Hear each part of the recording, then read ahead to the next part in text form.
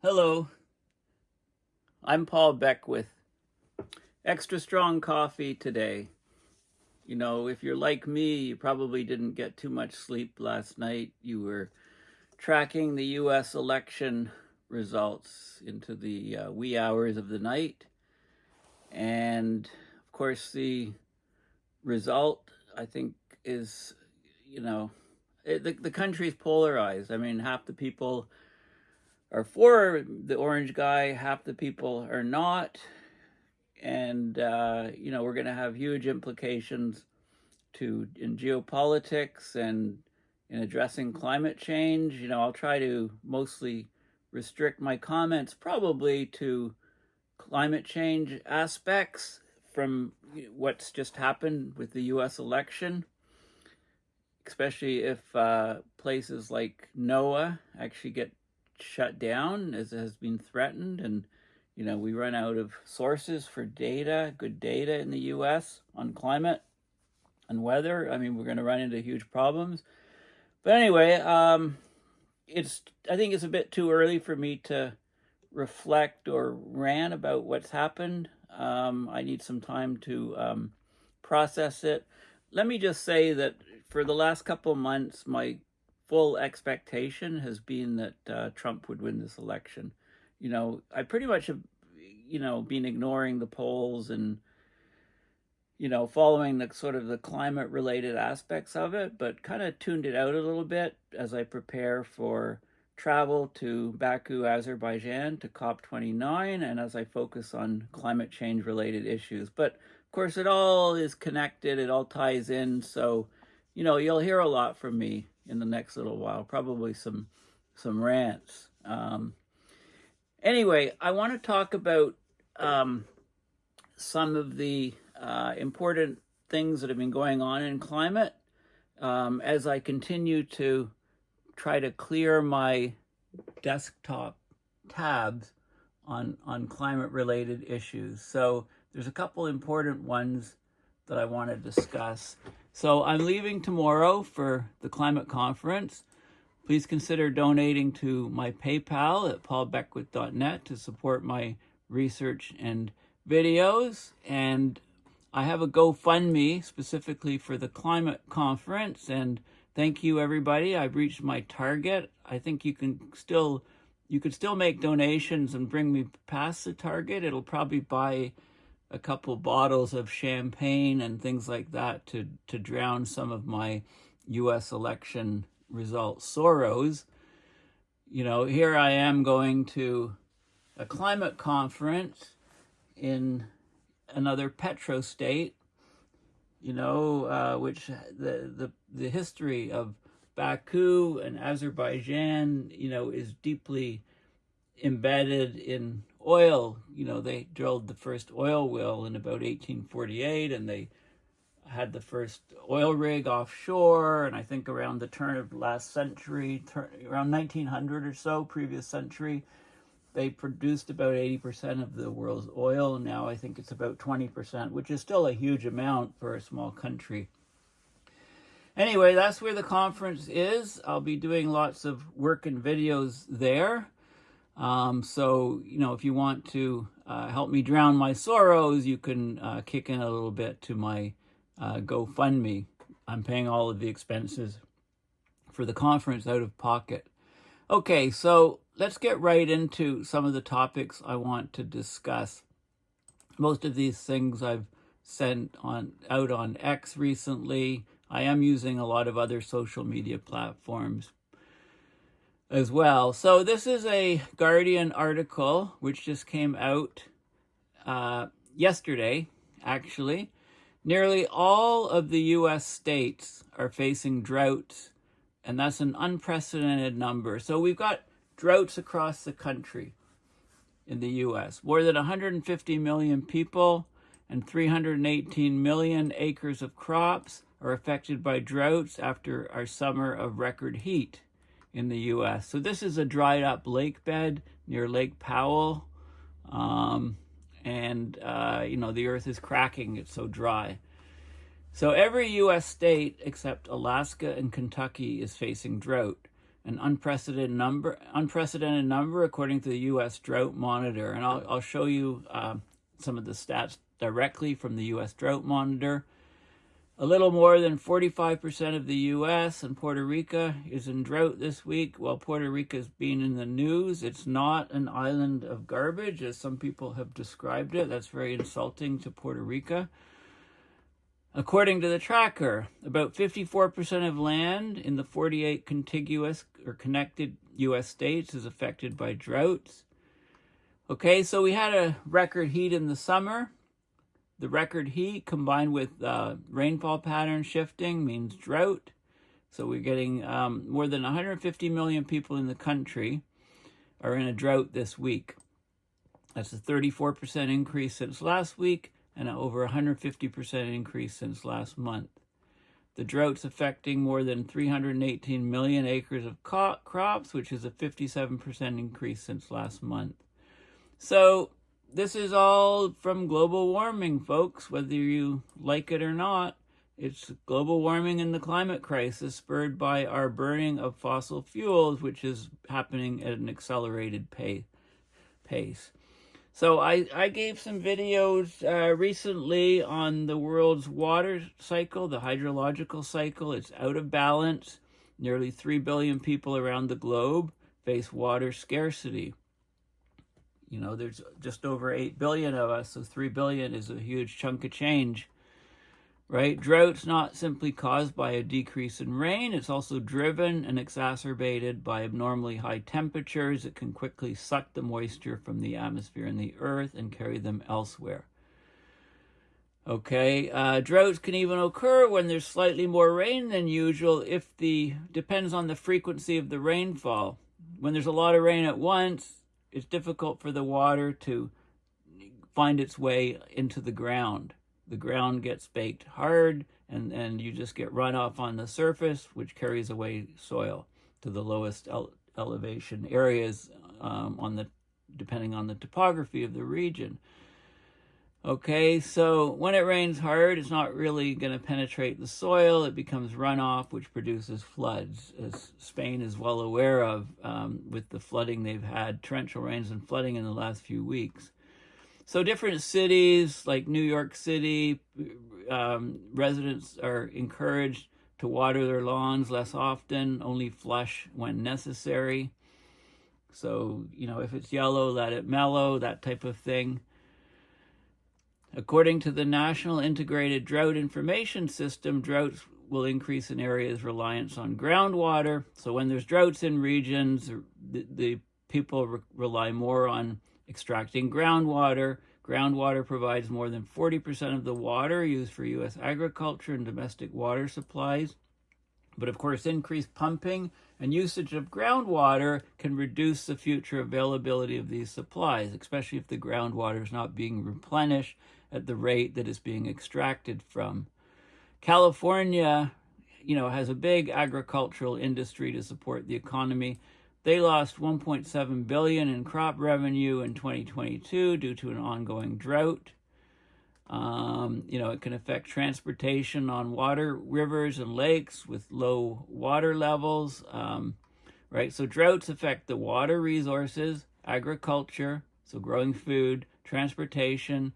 It has a huge overall impact on the economy. Okay, to have a broad relief, we need regular precipitation. There's no simple answer to getting that. For every degree rise in temperature, degrees Celsius, there's 7% more water vapor in the air, but there can still be droughts because when this rain falls all at once in intense downpours, torrential rains, and then there's runoff, and the water doesn't get into either the soils or the water table down below. Okay, so this is a big issue. So here's the Drought.gov. This is the NOAA, the National Integrated Drought Information System, Drought.gov, right? It's an official website of the U.S. government. We need this data, right?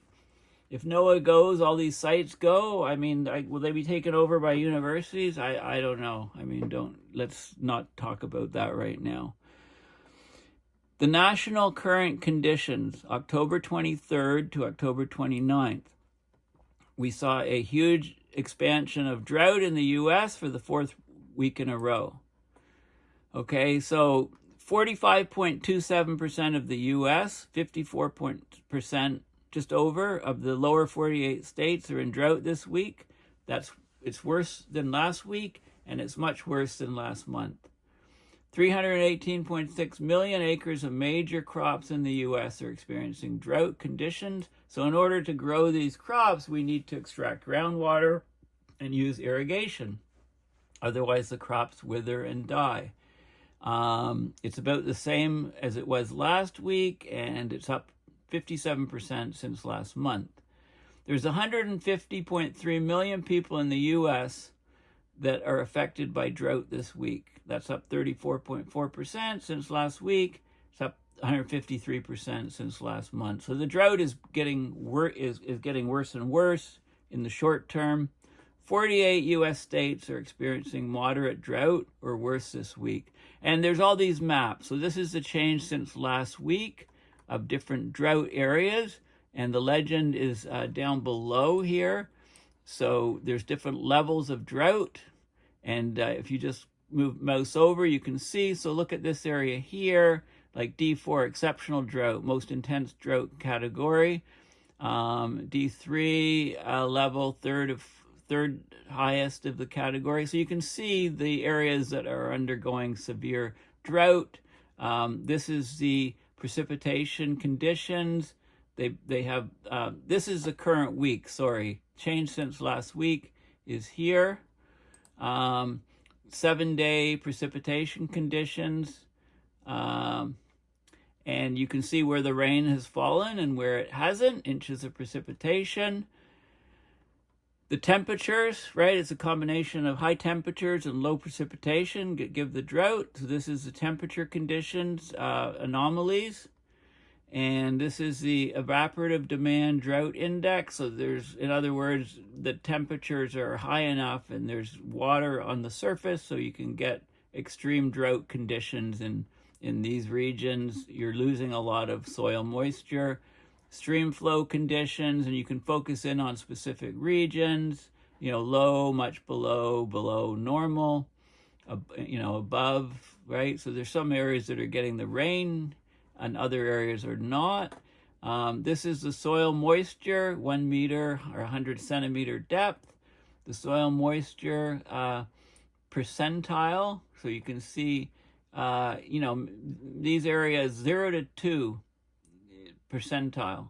The bottom 2% of historical measurements for this day of the year, and 2 to 5%. So anything red or bright red, I mean, we're talking about big regions of the U.S. where there's lots of population and lots of food being grown. So the detail is all there, and there's up-to-date reports and stuff that you can download from this site. So a very useful site. And there's also a separate section here on just drought and water utilities, so it shows the stream flow again. It talks about the impacts of the drought on water utilities. Groundwater provides more than 40% of the water used for U.S. agriculture and domestic water supplies. In dry years, many areas increase their reliance on groundwater. Right, so how do we need a decent water supply, and there's lots of different dashboards, and each of these is a link to observation and monitoring of drought and water, planning and preparedness, prediction and forecasting. There's loads of stuff here on this site.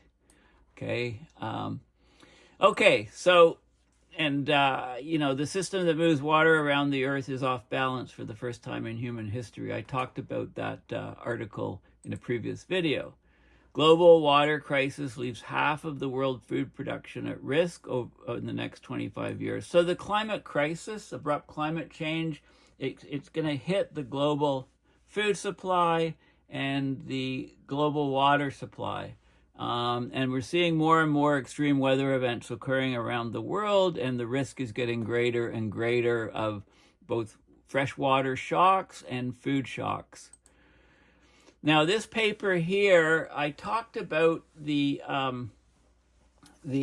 AMOC, the implications of the AMOC, and somebody, one of the authors of this paper tweeted in and responded to the tweets and said, don't forget this paper. So let's have a look at this paper. Its evaluation of animal and plant diversity suggests that the Greenland thaw is hastening the biodiversity crisis. So basically, rising temperatures can lead to the occurrence of a large-scale climatic event like the melting of the Greenland ice sheet, weakening the AMOC, and further increasing dissimilarities between current and future climate. So having abrupt climate change.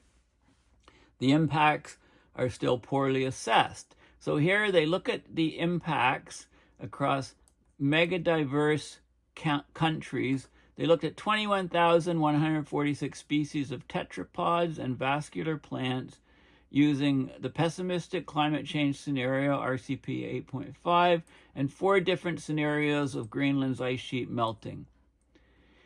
The RCP 8.5, which is a high emission scenario, which we're tracking right now, almost business as usual, that would lead to a widespread reduction in species geographic ranges, reduction of 28 to 48%, which is projected to be magnified to 58 to 99% with any added contribution from the melting of Greenland.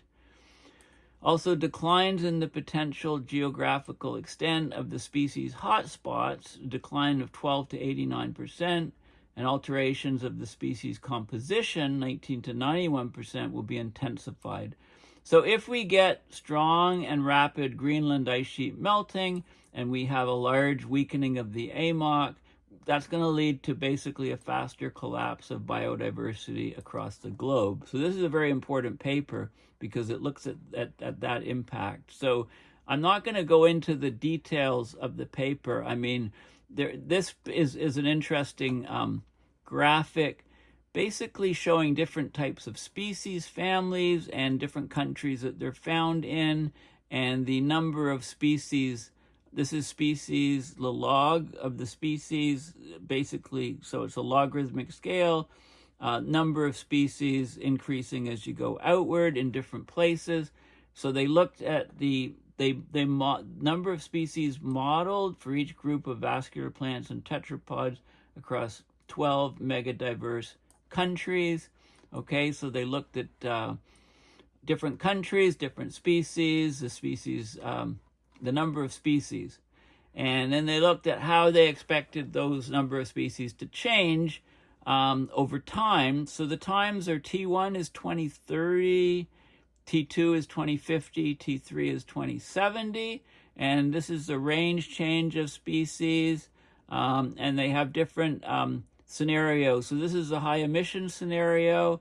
And this is, so if you go down to -1, basically species is gone, as I understand it.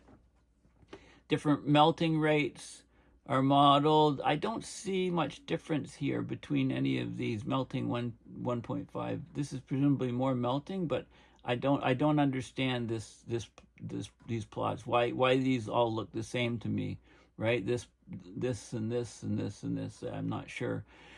This is range change. Well, I should maybe read what it says. This is 3 different time horizons, 5 scenarios of climate change. So there's some differences seen here, but again, you'd think it would get worse and worse with more melting. I think that's what they're showing, but not in that graph. Proportion of species with complete range loss, right? So this is percentages of species loss with different types of species. So this is 100% loss, for example, of this fern in Ecuador, 100% loss of this plant in Madagascar, right? You can see how things are, and these are how things would change, the species range would change, right? So you can see, and these are interesting. This is 2030 to 2060 changes, 2050 to 2080. And this is the different scenarios, and you can feed in different species and count the number of species that have like complete loss, extreme loss, severe loss, gain. So some species gain, but most of them suffer degradation over time. And then there's maps of the, this is species richness, highest being the darkest colors in different places. And you can see how they are expected to change with different warming scenarios. Okay, so there's lots of data.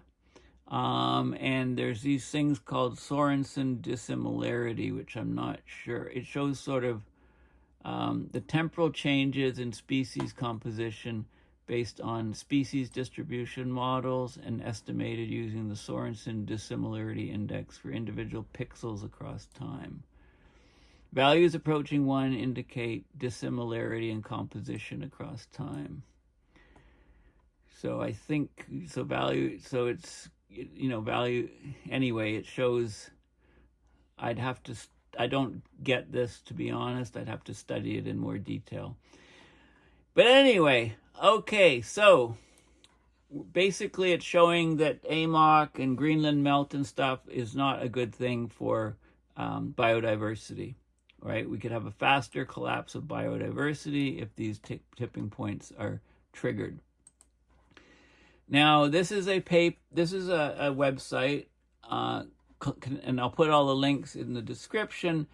Catalyzing climate change and mental health research may be particularly relevant, more relevant today on Wednesday, November 6th, than it was on Monday, November 4th, right? It's gained a lot more relevance.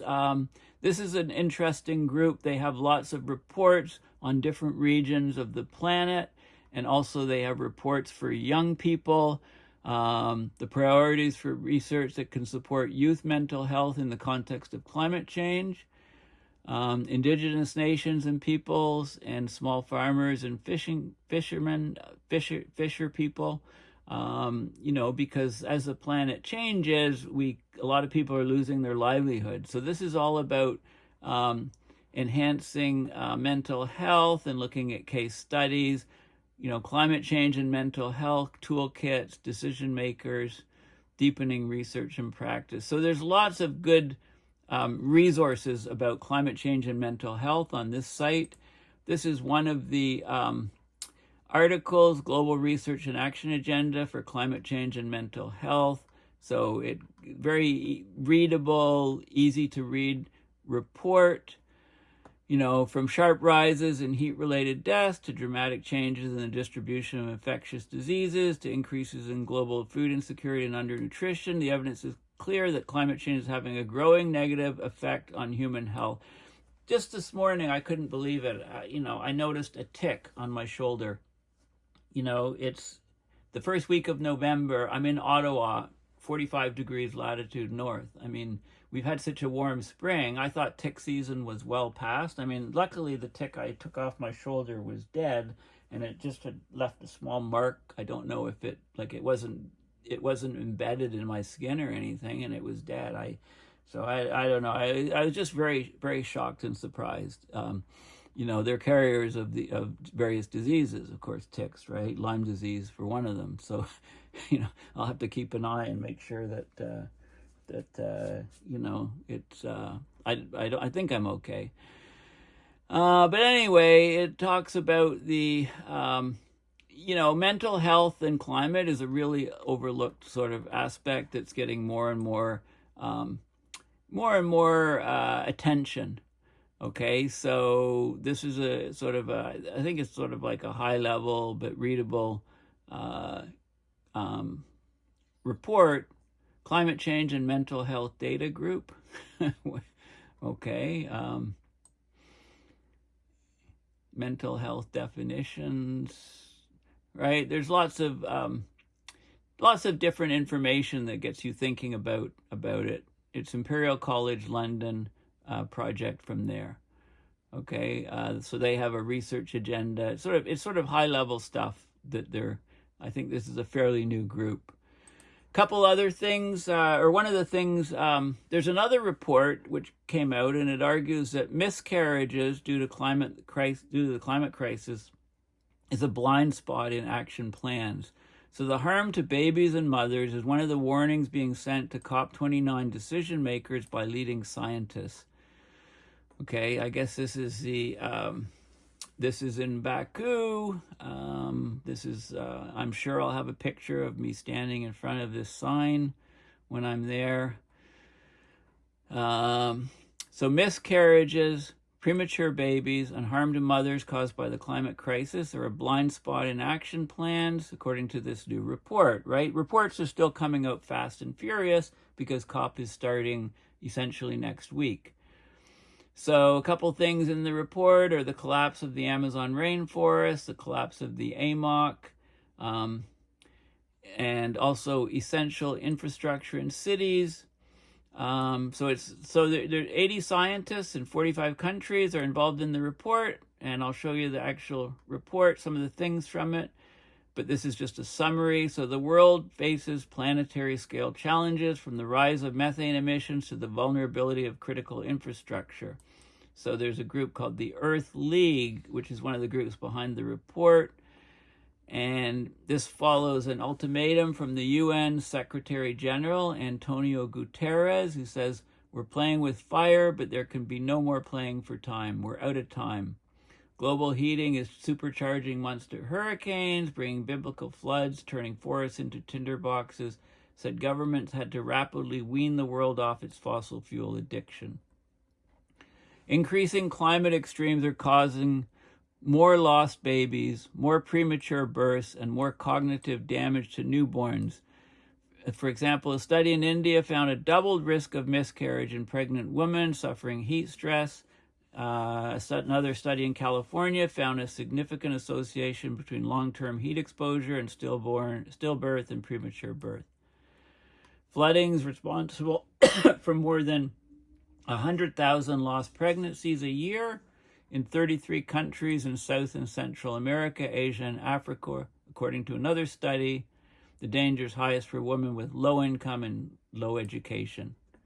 Rising heat's also increasing intimate partner violence suffered by women. However, only 27 of 119 national climate plans submitted to the UN include action related to mothers and newborns. So this is a major blind spot. Okay. Global heating will drive billions of people out of the climate niche of habitable temperatures in which humanity has flourished for millennium. Right? Fossil fuel emissions are still rising. They talk about the AMOC slowing down, and rising methane, I've mentioned, infrastructure being harmed. Right, so the key goal of the COP29 summit is to agree to a new target for the finance available to countries to cut emissions and to deal with the ever-growing damage caused by global heating. Many nations are calling for a goal of $1 trillion per year. Okay, so anyway, that's the gist of it. This is the group that put out the report. It's called 10 Insights Climate.science. The link's going to be in the description. And these are basically the insights. 1, methane levels are surging. 2, reductions in air pollution. So reducing aerosols and particulates have great implications because of the aerosol climate interactions, right? We can get accelerated heating by, for example, removing sulfur from shipping fuels, which we've seen. Increasing heat is making more of the planet uninhabitable. Climate extremes are harming maternal and reproductive well-being. Concerns about the ENSO and the AMOC are occurring with as the ocean continues to warm. Biocultural diversity in the Amazon's getting less resilient. Critical infrastructure is increasingly exposed to climate hazards, cascading disruption across interconnected networks is the risk. We need new frameworks for climate resilient development in cities, closing governance gaps in the energy transition, public's acceptance or resistance to climate policies crucially depends on perceptions of fairness. Okay, so we have all of these challenges, and this is the report, 52-page report. You can download it and have a look at the details. So it goes into, it looks at those 10 different insights, gives an executive summary, looks at the 10 different insights, and then goes into great detail on each one of them in the context of the report. Okay, so I'm just, it's probably well worth reading. I've skimmed through it. There was an article on tree mortality, biome shifts, and living sustainably. So I downloaded this article because it looked quite interesting. And if you want to know more about how the importance of trees, how the biomes are shifting, right? Trees are dying off in some areas, trying to regrow in other areas, but they need decent soils, etc. I mean, trees are really the lungs of our planet. So, we need to grow more and more trees, but it's no good if we put them in areas and they just die, right? So tree mortality, look at this forest here. These trees are all dead. There's a few living here. I mean, more and more of our forests are getting like that. Then they just go up in smoke when there's a spark or lightning, right? So the report talks all about different forests around the world. Redwood trees, for example, the tallest living beings on Earth. Look at these massive forests with their carbon storage, and then it gives lots of references to recent papers in this area. So that's another very, very useful paper. Anyway, thank you for listening.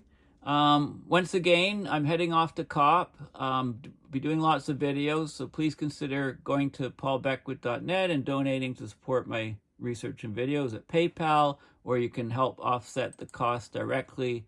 If maybe, yeah, I want to thank everybody who's donated. I mean, I've reached my target for airfare and hotel and food.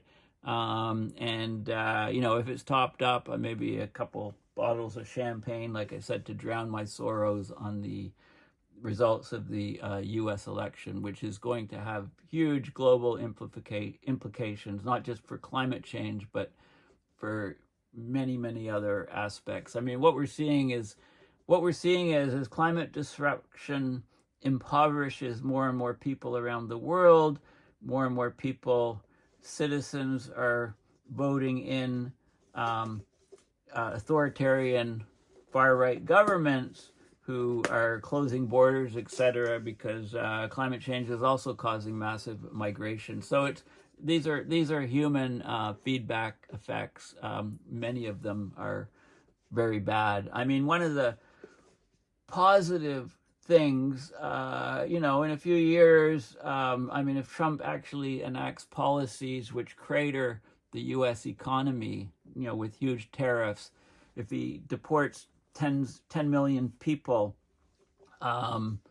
then who's going to do the jobs that they're doing in the U.S., right? So, I mean, he's like there's risk of a complete cratering of the economy and huge recessions and so on, depending on what policies are chosen. And if there was a huge recession in the U.S. and it led to global recession, then that would greatly lower GDP, and that would mean less emissions at the same time. So just saying, there's a lot of interconnected things. The devil's always in the detail.